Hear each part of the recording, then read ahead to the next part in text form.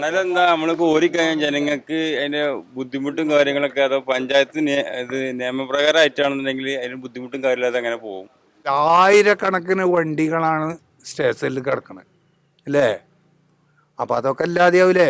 ഇതിങ്ങനെ വരിക നേരെ ചെയ്യുക, സർക്കാരിന് കാശ് കിട്ടും, തൊഴിലാളികൾക്ക് ജോലി കിട്ടും, പലതും ഉണ്ട്. തോണിയില്ല. തോണി എടുക്കണമെങ്കിൽ നല്ലൊരു സംഖ്യ വേണം. ഇതിപ്പോൾ 1 മാസം 2 മാസത്തിന് പാസ് കിട്ടിന് തോണി ആരും ഇറക്കില്ല, ഇറക്കിയാൽ തന്നെ മുതലാവില്ല. പിന്നെ ഇത് വെറുതെ വെള്ളത്തിൽ കിടക്കണം, അല്ലെങ്കിൽ തുരുമ്പിടിച്ചായി പിന്നെ അത് ആക്രി വിലക്ക് കൊടുക്കണം. മണൽവാരൽ നിർത്തലാക്കിയ സമയം തൊട്ട് അവിടെ ഉണ്ടായിരുന്ന കുടുംബങ്ങൾക്കൊക്കെ ഭയങ്കര ദുരിതങ്ങളും നഷ്ടപ്പാടുകളും തന്നെയായിരുന്നു അനുഭവിച്ചുകൊണ്ടിരുന്നത്. അപ്പോൾ ഇങ്ങനൊരു വിധി വരുമ്പോഴത്തേക്കും ആ കുടുംബങ്ങൾക്ക് ഇനിയൊരു പുതിയൊരു ജീവിതമാർഗം തന്നെ നേടിയെടുക്കാൻ സാധിക്കുമെന്നാണ് പറയുന്നത്. ചാലിയാർ, കടലുണ്ടി പുഴ അടക്കം 3 നദികളിൽ അടുത്ത മാസം മണൽ വാരൽ പുനരാരംഭിക്കുകയാണ്. മണൽ വാരൽ ജീവനമാർഗമാക്കിക്കൊണ്ട് നടന്ന ഒട്ടേറെ ആളുകൾ ഈ പ്രദേശങ്ങളിലുണ്ട്. അവർക്ക് എന്താണ് ഈ സാഹചര്യത്തിൽ പ്രതികരിക്കാനുള്ളത് എന്ന് നോക്കാം.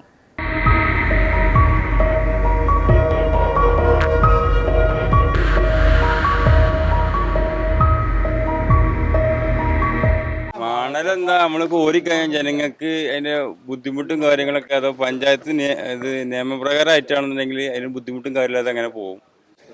അങ്ങനത്തൊക്കെ തന്നെ ഉള്ളു കാര്യമായിട്ട്.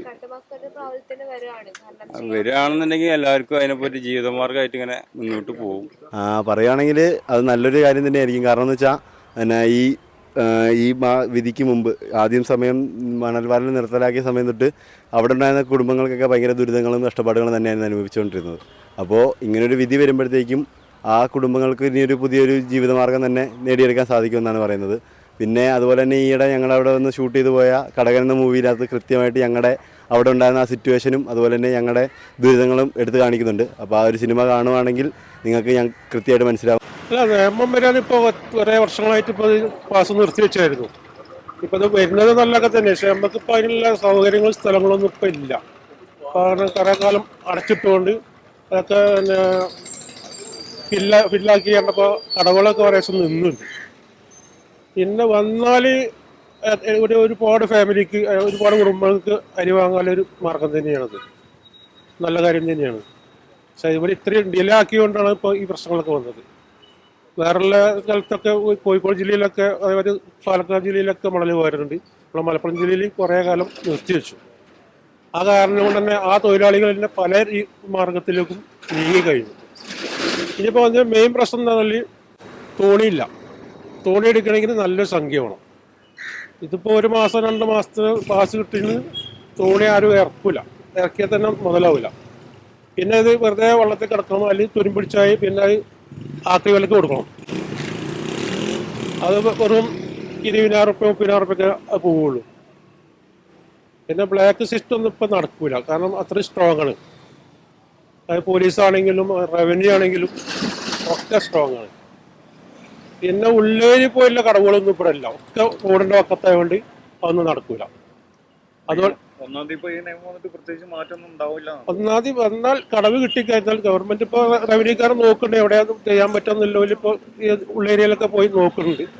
കടവ് കിട്ടിക്കഴിഞ്ഞാൽ നല്ല കാര്യമാണ്. കുറേ കുടുംബങ്ങൾക്ക് അരി മേടിക്കാനുള്ള മാർഗമായി, നാട്ടിൽ തന്നെ പൈസ ഇറങ്ങും. ഇതിപ്പോൾ ഒക്കെ കൂലിപ്പണി എടുത്ത് നടക്കുക. ഇപ്പോൾ ഈ ചൂട് വെയിലല്ലേ, ഈ വെയിലത്തൊക്കെ ഒരു 10, 11 മണി 12 മണി കഴിഞ്ഞാൽ ആർക്കും പുറത്തിറങ്ങി പണിയെടുക്കാൻ കഴിയില്ല, അത്രയും ചൂടാണ്. അതാണ് കാരണം. കാര്യം ഇവിടെ നടക്കണില്ലേ? അല്ല എന്താ ഇപ്പൊ എന്താ പോകേണ്ട കാര്യം ഉണ്ടായി? എനിക്ക് മനസ്സിലായില്ല. ആയിരക്കണക്കിന് വണ്ടികളാണ് സ്റ്റേഷനിൽ കിടക്കണത് അല്ലേ? അപ്പം അതൊക്കെ ഇല്ലാതെയാവൂലേ? ഇതിങ്ങനെ വരിക നേരെ ചെയ്യുക, സർക്കാരിന് കാശ് കിട്ടും, തൊഴിലാളികൾക്ക് ജോലി കിട്ടും, പലതും ഉണ്ട്. ഞാൻ മനസ്സിലാക്കണ അങ്ങനെയാണ്. ഇപ്പോൾ ഇയാളിപ്പോൾ പറഞ്ഞ മാതിരി 4 ആൾക്ക് ഗുണമുണ്ടാവും, 4 ആൾക്ക് ദോഷം ഉണ്ടാവും, എനിക്കറിയില്ല ഇനിയിപ്പോൾ അതിനെപ്പറ്റി. എൻ്റെ അഭിപ്രായം ഇതാണ്, ഈ ഓരോ സ്റ്റേഷൻ്റെ പഠിക്ക കൂടി പോകാൻ കഴിയുന്നുണ്ടോ? സകല വണ്ടികളും നിറയ ലക്ഷങ്ങൾ വില മതിക്കുന്ന വണ്ടികളാണ് ആ കൊണ്ടുപോയിട്ട്. തീർച്ചയായിട്ടും.